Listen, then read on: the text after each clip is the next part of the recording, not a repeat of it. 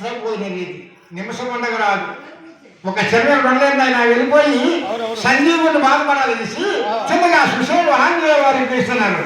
ఎలాగా ఆంజనేయ, ఆహా ఎంత బాధమయ్యా నీవు. సుశేడు ముందు కనిపించారు, రాముడు కనిపించలేదు. ఆంజనేయుడు సుశేడు కనిపించారు కానీ ఆంజనేయుడు రాముడు కనిపించలేదు. అంతలో సుశేడు చూసి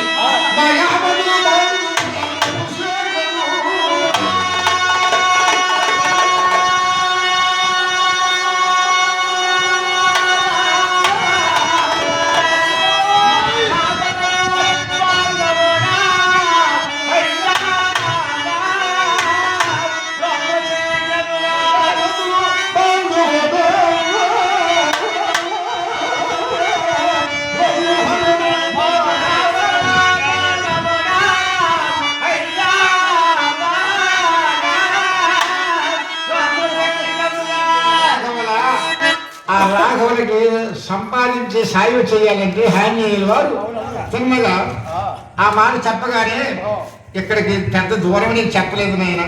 సంజీవికి వెళ్ళి మరి లక్షాలు బ్రతికించాలని అని సుశేనుడు ఈ విధంగా చెప్తాడు. ఆ సుశేనుడు సంజీవిని గురించి ఎలా చెప్తాడు తెలుసా?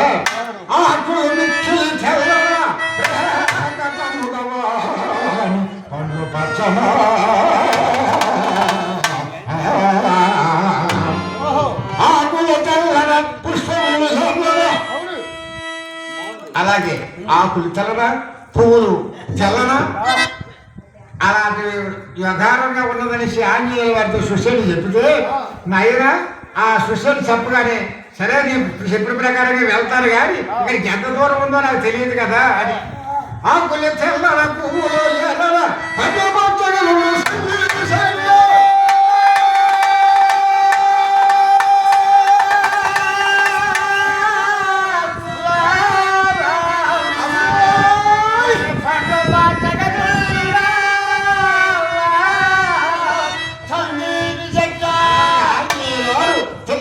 శ్రీరామచంద్రుడి దగ్గరికి శ్రీరామచంద్రుడు కనిపించి ఆ రామచంద్రుడికి బంధు అప్పుడు అయ్యారు. సుశేడు చెప్పగానే ఆ రామచంద్రుడి గారికి వెళ్ళి ఆ రామచంద్రుడు చూశాడు. పోయి ఆంజనేయ పడిపోయినటువంటి వారు నా తమ్ముడు, ఎలాగైనా మనం వైద్యం బాగు చేసి సంజీవుని వచ్చి లక్ష్మణ్ బ్రతికించాలి అని రాముడు ఆంజనేయుల వారితో చెప్తే అప్పుడు ఏమంటాడు తెలిసిన మహాత్మా పడిపోయినటువంటి తమ్ముడు చూసి ఆ తమ్ముడు నాకొక్క తమ్ముడు కాదు, దశరథ కుమారుడు మేము నలుగురు, నీతో 5వ వారు భావించాడు. నీ తమ్ముడు నా తమ్ముడు, ఓ తమ్ముడా నీ తమ్ముడి ప్రాణము నాశుడములో, నా తమ్ముడు కంటే నన్ను ఆంజనేయ.